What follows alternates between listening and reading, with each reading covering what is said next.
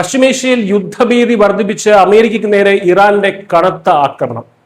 Saudi അറേബ്യയിലെ American വ്യോമതാവളത്തിൽ നടത്തിയ ആക്രമണത്തിൽ $700 ദശലക്ഷം വിലമതിക്കുന്ന അമേരിക്കയുടെ അത്യാധുനിക അവാക്സ് വിമാനം തകർത്തതായി ഇറാൻ അവകാശപ്പെട്ടു. ഇന്ത്യൻ രൂപയിൽ ഏകദേശം 5800 കോടി രൂപ വരെ വില വരും ഇതിന്. സൗദിയിലെ പ്രിൻസ് സുൽത്താൻ എയർബേസ് ലക്ഷ്യമാക്കിയാണ് ഇറാൻ മിസൈലുകളും ഡ്രോണുകളും വർഷിച്ചത്.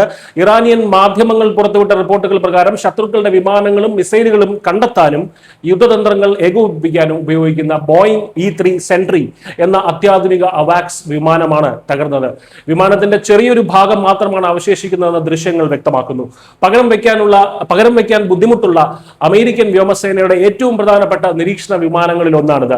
6 ബാലിസ്റ്റിക് മിസൈലുകളും 20 ഡ്രോണുകളുമാണ് വ്യോമതാവളത്തിൽ പതിച്ചത്. ആക്രമണത്തിൽ 15 അമേരിക്കൻ സൈനികർക്ക് പരിക്കേറ്റു. ഇതിൽ 5 പേരുടെ നില ഗുരുതരമാണ്. എന്നാൽ നാശനഷ്ടങ്ങളെ സംബന്ധിച്ച് American central command, American CENTCOM ഇതുവരെ ഔദ്യോഗികമായി പ്രതികരിച്ചിട്ടില്ല. 1 മാസത്തോളമായി തുടരുന്ന സംഘർഷത്തിൽ ഇത് ആദ്യമായിട്ടല്ല ഈ അമേരിക്കൻ താവളത്തിന് നേരെ ആക്രമണം ഉണ്ടാകുന്നത് നമുക്കറിയാം. ഈ ആഴ്ച ആദ്യം നടന്ന മറ്റൊരു ആക്രമണത്തിൽ 14 അമേരിക്കൻ സൈനികർക്ക് പരിക്കേറ്റിരുന്നു. റിയാദിൽ നിന്ന് 96 കിലോമീറ്റർ മാത്രം അകലെയുള്ള ഈ വ്യോമതാവളം സൗദി അറേബ്യയുടേതാണെങ്കിലും അമേരിക്കൻ സൈന്യമാണ് പ്രധാനമായും തങ്ങളുടെ ആവശ്യങ്ങൾക്കായി ഈ ഒരു താവളം ഉപയോഗിക്കുന്നത്. ആക്രമണങ്ങളുടെ പശ്ചാത്തലത്തിൽ അമേരിക്ക പശ്ചിമേഷ്യയിൽ സൈനിക വിന്യാസം ശക്തമാക്കിയിരിക്കുകയാണ്.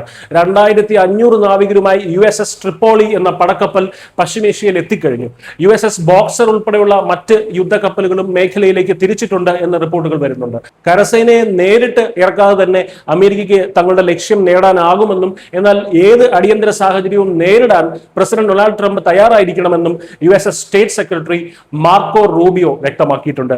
5ാം ആഴ്ചയിലേക്ക് കടക്കുന്ന ഈ യുദ്ധം ഇതിനകം തന്നെ ആഗോള വ്യോമ ഗതാഗതത്തെയും എണ്ണക്കയറ്റുമതിയും ഒക്കെ തന്നെ സാരമായി ബാധിച്ചിട്ടുണ്ട്. ഇന്ധനവില വർധനവ് ആഗോള സമ്പദ് വ്യവസ്ഥയെ തന്നെ താറുമാറാക്കിയിരിക്കുകയാണ്. തന്ത്രപ്രധാനമായിട്ടുള്ള ഹോർമൂസ് കടലിടുക്ക് വീണ്ടും തുറക്കാൻ ഡൊണാൾഡ് ട്രംപ് ഏപ്രിൽ 6 വരെ ഇറാന് സമയം അനുവദിച്ചിട്ടുണ്ട്. ചർച്ചകൾ മികച്ച രീതിയിൽ മുന്നോട്ട് പോകുന്നു എന്നൊക്കെ ട്രംപ് പറയുമ്പോഴും ഇറാൻ ഇത് പൂർണ്ണമായും നിഷേധിക്കുകയാണ്. പശ്ചിമേഷ്യയിലെ സമാധാനം ഇപ്പോൾ ഒരു നൂൽപാലത്തിലാണ് എന്ന് ഈ സംഭവ വികാസങ്ങളിൽ തന്നെ നമുക്ക് മനസ്സിലാക്കാം. News desk Malayalam.